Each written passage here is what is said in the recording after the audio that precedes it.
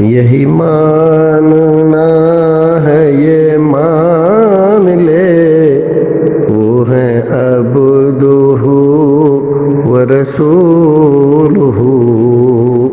الحمدللہ والصلاة والسلام علی رسول اللہ۔ اتر پردیش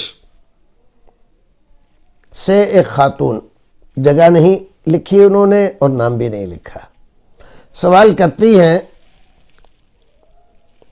تلاوت قرآن کے بعد صدق اللہ العظیم کہنا کیسا ہے؟ صدق اللہ العظیم آپ کہیں تب بھی صدق اللہ العظیم حق ہے، ثابت ہے، صحیح ہے، درست ہے، یعنی اللہ رب العزت نے جو کچھ فرمایا وہ سچ ہے۔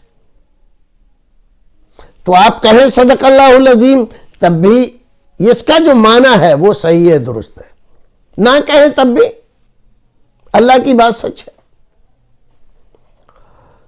مسئلہ صدق اللہ العظیم کا نہیں ہے، مسئلہ یہ ہے کہ صدق اللہ العظیم کو تلاوت قرآن کے بعد خاص طور سے مجالس میں، مراکز میں، جلسوں میں، محفلوں میں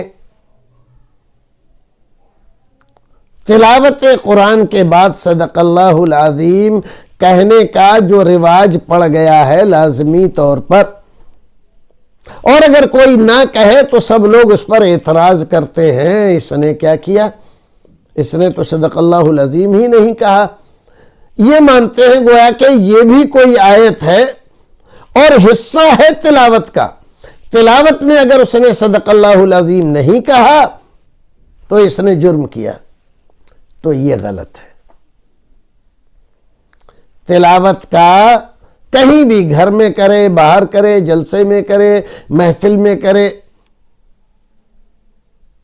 صدق اللہ العظیم اس کا حصہ نہیں ہے، ہمارے ایمان کا حصہ ہے۔ ہمارے رب کی بات سب سے زیادہ سچی ہے۔ وَمَنْ أَصْدَقُ مِنَ اللَّهِ قِيلًا، سب سے سچا ہے وہ، وہی سچا ہے۔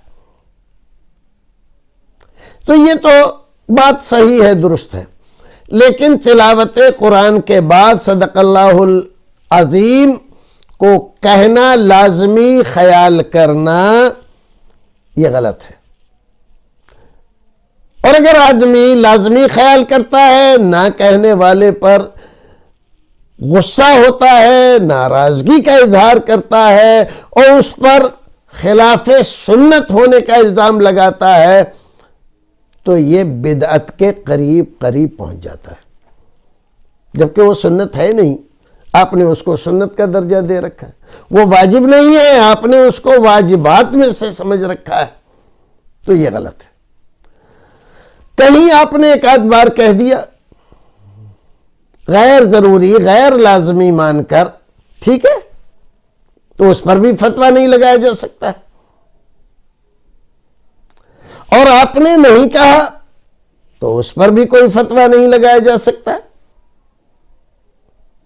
لیکن اس کو لازمی اور ضروری اگر آپ خیال کرتے ہیں، واجب کے درجے میں رکھتے ہیں، سنت مانتے ہیں، رسول اکرم کا بتایا ہوا طریقہ مانتے ہیں، تو یہ سب غلط ہے، یہ بدعت کے زمرے میں آتا ہے۔ اللہ رب العزت ہمیں اور آپ کو نیک عمل کرنے کی توفیق عطا فرمائے۔